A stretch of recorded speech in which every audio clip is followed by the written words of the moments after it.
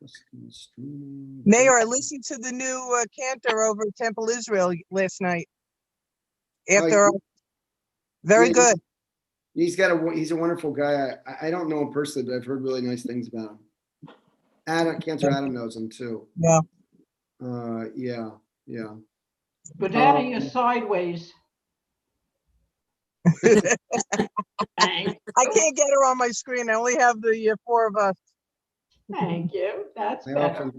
often feel like I'm sideways myself. Well, that's a different thing. I'm glad you said it, Olene. All right, so I want to tell a little story. I told this story many months ago, but it's supposed to rain, pretty strong rain tomorrow, and so this story is about mud, and I think we all have a relationship with mud, or you could say with the stuff in life. Hello, Stan. The things in life, aspects of life that kind of push our buttons. Mud maybe is a metaphor, a symbol for that. So Rabbi Israel was accustomed to, travel to different neighborhoods or, villages, communities, and spend time to visit with his congregants. And he would go from community to community. He wanted them to be able to get time with him in person over the course of the year several times. And one family, of course, David and Sarah, they loved whenever the rabbi came to their community, and the rabbi would stay with them, and it was very exciting. And they would put the rabbi up and feed the rabbi the best meal and put on the most special linens on his bed and his room, and it was really very special. But there was one thing about these visits with the rabbis that kind of was upsetting or annoying to them, and there often were some of the rabbi's students who came with him. And the rabbi students, they would inevitably every time come into their home with muddy boots, and they would track the home up with all their mud, and it just was frustrating and annoying to them. And after Shabbat was over and the rabbi would, they'd have to. Sorry, I'm letting Ivan in. Hello, Ivan. After the rabbi would leave, they would have to spend hours like cleaning the floor from all the mud, and it was just kind of frustrating. And David had the courage to he said, "Rabbi, can I tell you just one thing that I love when you come, but one thing kind of bothers me." And so David explained the situation, and it's about the mud. And the rabbi said to him, "Listen, I want to tell you a story about mud. There was a very poor family who had a wagon, and they were traveling from one community to another. It was the 3 little children and a wife and the husband, and they were traveling from one village to another, and it was a very, very muddy road. And all of a sudden, boom, the wagon, this rickety old wagon, it broke. Stan, they needed you there.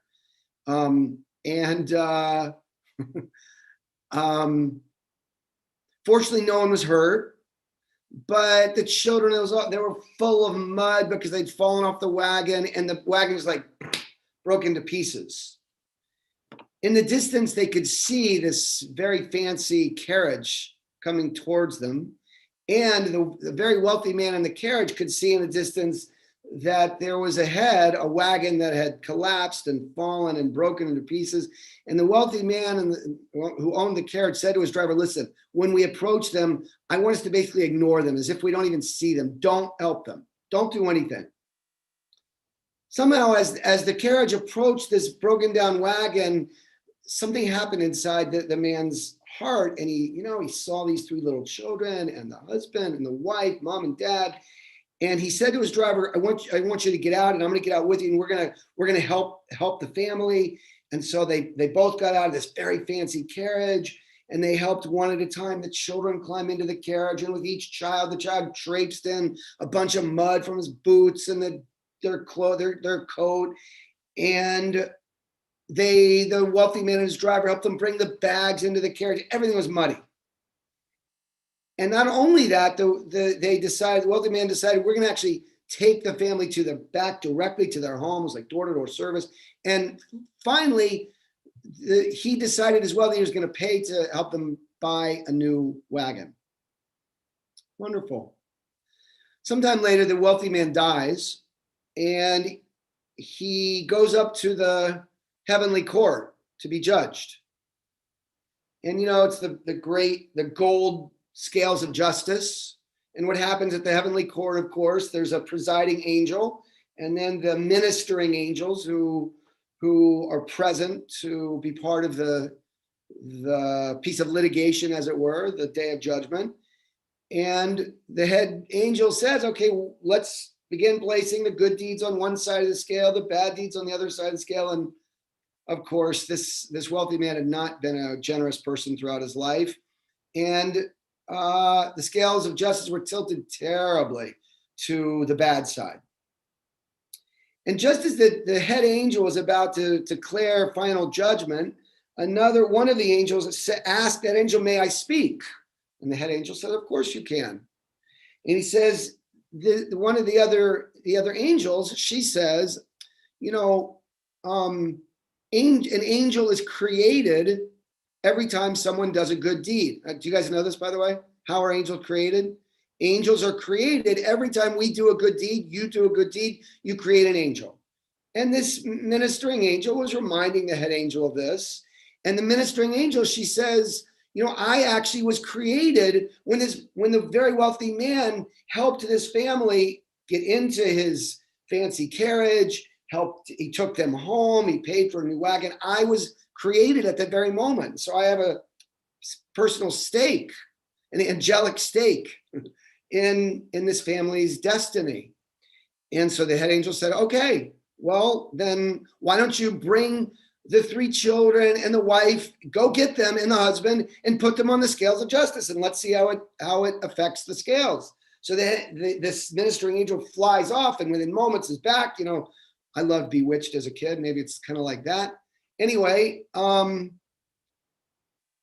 it's a ministering angel, 1 child, a 2nd child, 3rd child, the mom, the husband, and still, the scales of justice were tilted towards the bad side. Even the whole family of good deeds wasn't quite enough.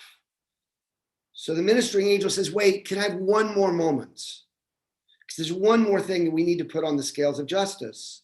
And the chief angel says, okay. And the ministering angel flies off and comes back a moment later with a box. And what's inside the box? Do you know? The mud. The ministering angel comes back with a box of mud. And the head angel says, okay, we'll put the mud on the scale. And so first the ministering angel puts the mud on from the littlest child and the 2nd child and the 3rd child. All of the mud from all of the parents, the whole family gets put onto the scale.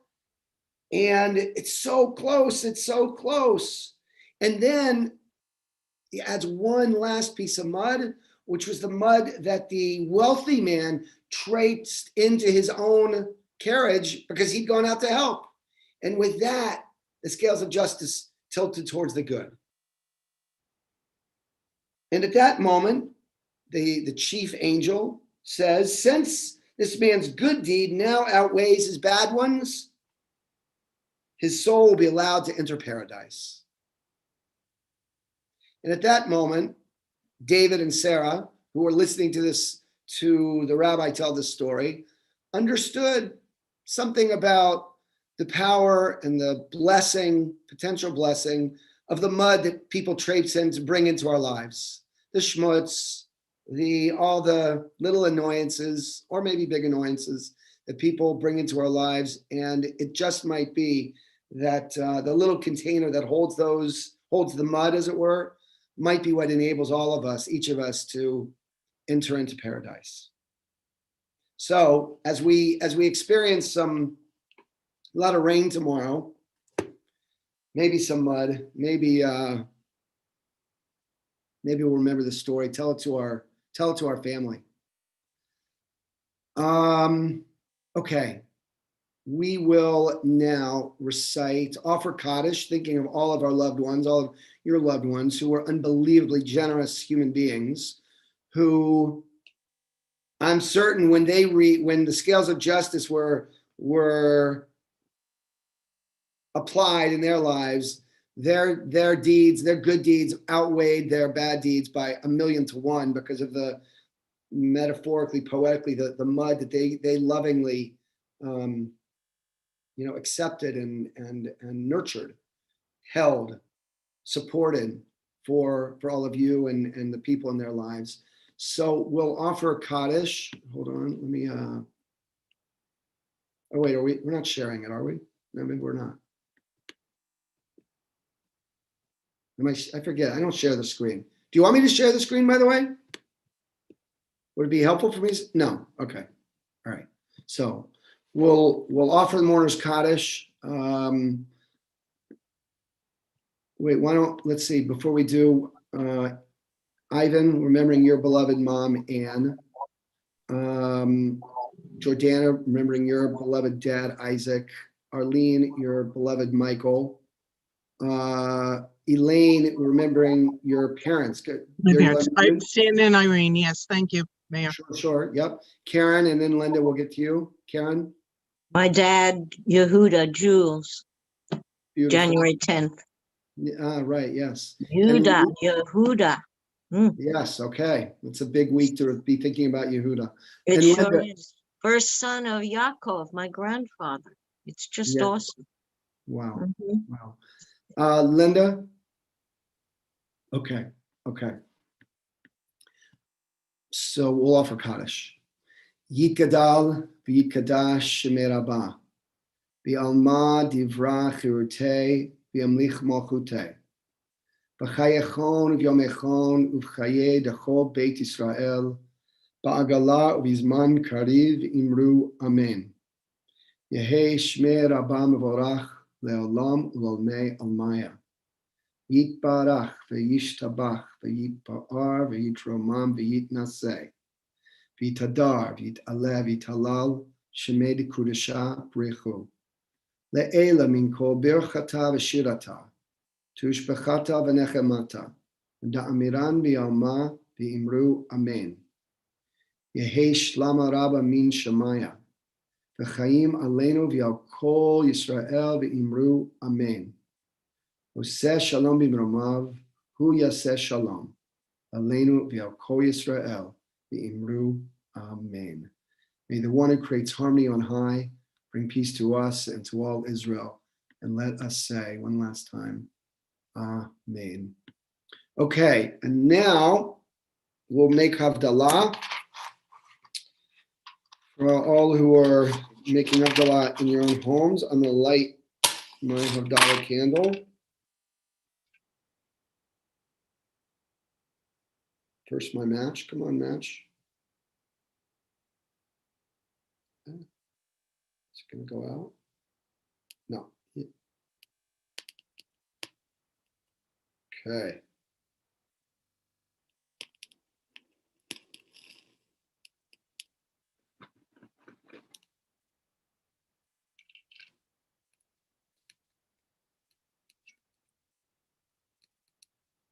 Okay. Hine el Yeshuati eftach velo efchad ki ozi vezimrat ya vayehi li Yeshua ushav mayim besason mimane ha-Yeshua L'Adonai Yeshua lamcha Birchatecha Selah. Adonai Tzivahot Imanu Mizgav Lanu Elohei Yaakov Selah. Adonai Tzivahot Ashrei Adam Boteach Bach. Adonai Oshia Melech Enim B'Yom Koreinu La Yehudim Aita Ora V'Simcha V'Sason V'Yikar Ken Tiyeh Lanu Kos Yeshuot Esa U'V'Shem Adonai Ekra Kos Yeshuot Esa Uveshem Adonai Ekra.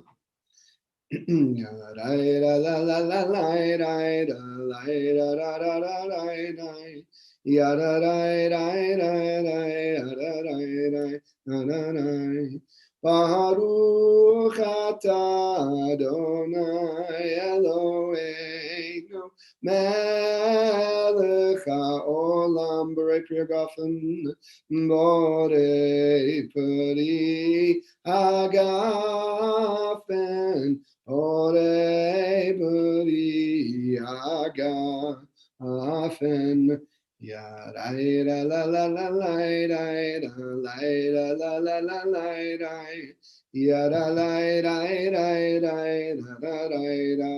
la la. Baruch atah Adonai Eloheinu melech haolam borei minei besamim borei minei besamim. Yarai la la la la la la yada la la la la yada la la la la. Baruch atah Adonai Eloheinu melech haolam borei meorei ha'esh borei meorei ha'esh borei meorei ha'esh. Yarai la la la la la la la la la la. Yada la la la la yada la la la. Baruch atah Adonai Eloheinu melech haolam hamavdil ben kodesh lechol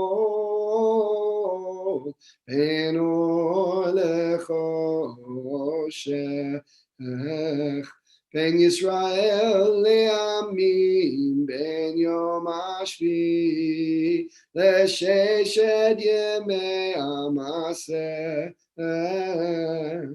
Baruch atah Adonai hamavdil ben kodesh lechol hamavdil ben kodesh lechol chatotenu imchol zarenu v'chaspenu yarbekacho v'chakochavim alayla. Eliyahu Hanavi, Eliyahu Atishbi, Eliyahu Agiladi, Bimera v'yamenu yavo aleinu, Mashiach ben David, Mashiach ben David. Eliyahu Hanavi, Eliyahu Hatishbi, Eliyahu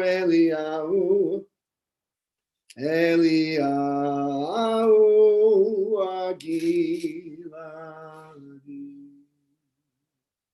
Shavuato, Shavuato, Shavuato, Shavuato. Shavuato, Shavuato, Shavuato, Shavuato. A good week, a year of peace. May gladness reign and joy increase. A good year and a week of peace. May gladness reign and joy increase. Okay, dear people. May you have Thank you, Rabbi. good week. and a Thank you healthy so year. much. You too. Thank you, Mayor. Good to see You're welcome. everybody. Good to see Thank you all. you. Shana Good Tova. Take week care, to everyone. everybody. Good week.